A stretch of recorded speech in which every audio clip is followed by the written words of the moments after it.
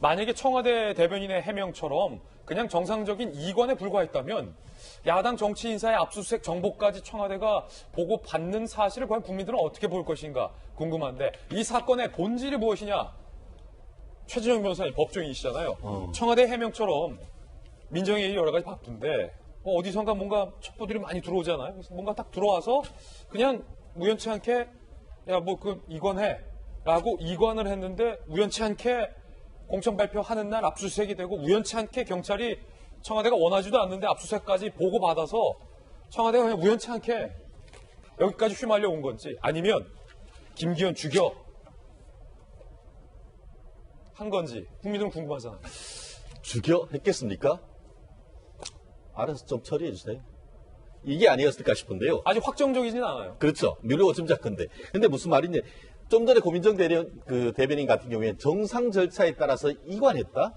쉽게 말하면 적법 절차를 따랐다라고 얘기하고 있지 않습니까? 근데 사실관계가 과연 적법 절차인가에 대한 의문을 들게 하죠. 아까 얘기했는 것처럼 공문 처리하지 않고 봉투에 담아서 청와대 파견 경찰을 통해서 주는 것이 적법 절차입니까? 여기에서 계속 하명이라고 하는 것은 하명이 있으면 어떻게 돼야 되죠? 보고가 있어야 되는 것이죠. 그냥 이첩을 했다고 하면은 나중에 뭐 결과 정도만 통보를 해주면 될 것인데 하명이 있었기 때문에 지속적인 보고가 있었던 것이고 그 보고에 대해서 또 다른 피드백이 있었고 계속 왔다 갔다 했다라고 하는 것을 지금 미루어 짐작할 부분이 굉장히 많은데 더불어서 이와 관련해 가지고 지금 그 당시에 울산경찰청장이었던 황운하 경찰청장 같은 경우에는 뭐라고 했죠? 이와 같은 그 첩보가 이첩받은 것이 어디서 나왔는지 몰랐다. 그런데 어떻게 지금 검찰 같은 경우에는 그 공식적인 공문을 통해 가지고 울산경찰청에 물었습니다. 이 사안에 대해서 청와대에서 왔는 것이 알았습니까? 했더니만 공식적으로 그걸 알았다라고 공식적인 문건을 통해서 했단 말이에요. 그러면은 황운하 총경은 모르는 상태에서 그럼 밑에 사람들만 그걸 했다는 겁니까?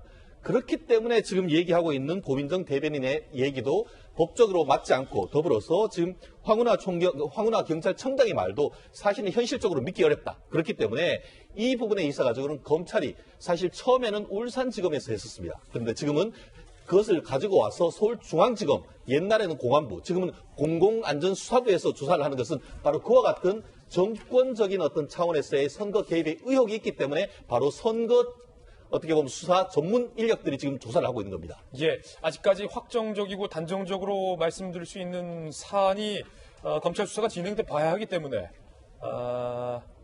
청와대 추가적인 해명이 필요한 것 같습니다. 청와대 해명이 나오면 저희가 청와대 해명 그대로 또 여러분께 전달을 해드리겠습니다.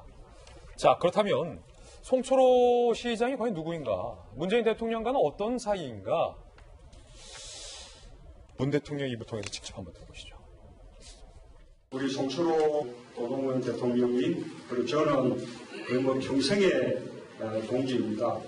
지난 대선 때는 울산 지역을 또 책임지셔서 제가 40%에 달하는 높은 득표를 할 수 있게 그렇게 해주셨습니다. 제가 정말 빚을 많이 지은 고마운 분입니다. 정말 과거 노무현보다 정말 몇 배 더한 과거 송철호입니다. 지금 가장 하고 싶은 일은요? 우리 송철호 후보님의 당선을 보는 것. 김영주 의원님, 송철호 시장과 문재인 대통령의 인연이 참 깊죠? 그렇습니다. 예. 사실은 이제 부울경 지역의 인권 변호사로서 3인방, 노무현, 문재인, 송철호. 낙동강 이북은 송철호, 이남은 문재인이라 할 정도로 가까웠고. 그렇습니까? 3살 차이고요.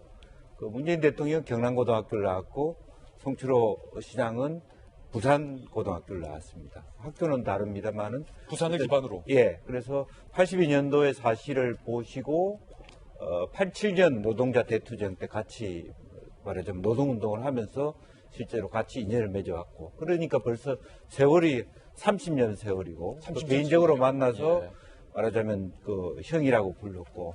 또 그래서 노무현 정부 때도 이제 권익위원장을 하시면서 여러 가지 그때는 또 정무수석도 했기 때문에 계속 인연을 맺어왔고, 그래서 방금 화면에서 보셨습니다만 2014년 때도 문재인 대통령이 당시 국회의원 시절에도 지지 유세를 했고, 또 공교롭게도 조국 교수가 그 당시에 선대 본부장 뭐 후원회장 이런 것들도 했던 인연을 갖고 있습니다. 그래서 예. 똑같이 조국 교수도 사실 부산 출신의 어쨌든 법조인은 그 범위 내에서 그런 인연을 가져왔을 거라고 보여지고, 재밌는 건 사실은 2011년도에 송철호 시장이 당시 너무 힘들어서 벌써 14대부터 시작한 정치가 5번 내리 떨어지면서 울산에서 지역을 이사를 갔을 때 문재인 대통령이 형님 다시 돌아가서 울산에서 정치하세요. 그게 당신의 운명입니다.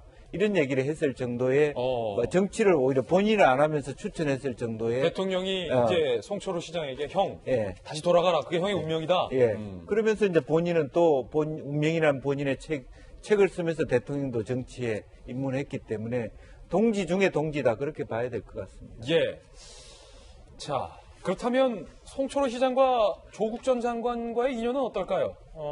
오늘 취재된 바에 따르면 이 인연도 남다릅니다. 조금 전에 김영주 의원께서 잘 설명을 해 주시기도 하셨는데, 자, 조국, 송철호 이 두 분의 상부상조라는 제목의 기사도 오늘 나왔어요. 일단 조국 전 장관이 수차례 지원 사격을 하는 것은 분명해 보입니다. 송철호 시장이 2012년 울산 중구 국회의원 선거 출마 당시 조국 교수가 선대 본부장, 2014년 울산 재보궐선거에 송철호 시장이 출마할 당시에 조국 교수는 후원회장, 조국 전 장관은 지역 감정의 희생자, 송철호의 당선을 보고 싶다라고 얘기한 바도 있었습니다. 자, 그런가 하면 송철호 시장의 사위는 검사인데, 송철호 시장의 사위 A검사가 이번 조국 청문회 준비팀의 팀원이었어요. 조국의 신상을 담당했던 청문회 준비팀이었다. 가족관계, 개인사 등 내밀한 정보를 관리해 왔다라는 사실도 확인이 됐는데, 장현 교수님 안타까운 게 문 대통령의 소원이 송철호 시장의 당선을 보는 것. 대통령은 소원을 이뤘고 조국 교수도 소원을 이뤘는데, 이게 잘 되는 기사가 좋은 곳에서 두 사람의 인연이 나와야 좋은 건데, 이들의 이 정말로 각별했던 인연이 왜 하필 이런 곳에서 정권의 선거 개입과 관련돼서 나오니까 지지를 하든 지지를 하지 않는 사람이든 안타깝다는 거죠. 지금 말씀하신 대로 뭐 조국 전 장관이 지지를 했건 문재인 대통령이 과거 지지를 하러 갔건 그건 문제가 되지 않아요. 그렇죠? 같은 정치 세력을 정치 신념을 가진 사람들이 서로 이렇게 도와주자, 나도 지지한다라는 의사표명을 하는 것 자체가 문제는 되지 않는데, 지금 말씀하신 대로 이런 문제가 불거지고 나니까 결국 이들끼리 어떤 리그가 지금 우리나라에서 벌어지고 있던 것이야. 그렇게 조국 민정수석 당시에 인사 이동 있을 때 문제 불거질 때마다 사람이 없어요라고 말하던 민정수석의 얘기는 결국은 우리 서클 내에 사람이 없어요라는 말이었어 라는 비아냥까지 나오고 있는 상황이거든요. 지금 말씀하신 대로 앞서서 그 울산시에서 그 자세한 정보를 도대체 누가 알고 백원우에게 줬을 것이냐 이런 이야기가 나왔었는데, 지금 이런 그 근간의 상황을 보면은 단언하기는 어렵습니다만 대충 이랬겠구나라는 또 감이 올 만한 지금 정황들이 굉장히 많이 포착되어 있잖아요. 그러니까 검찰이 아마 거기에 대한 수사가 이루어질 거라고 하는 것도 맞고, 또 안타까운 것은 이렇게 누가 봐도 희한할 정도의 검찰 수사나 압수수색이 이루어지고, 심지어는 극단도 선택한 후보자도 있었죠. 수사 받다가. 뭐 이런 일들이 지금 너무 여러 개가 우연히 겹치다 보니까, 앞서 김진애 거도 우연이란 이야기를 5번 정도 했었는데, 그런 우연은 세상에 없지요.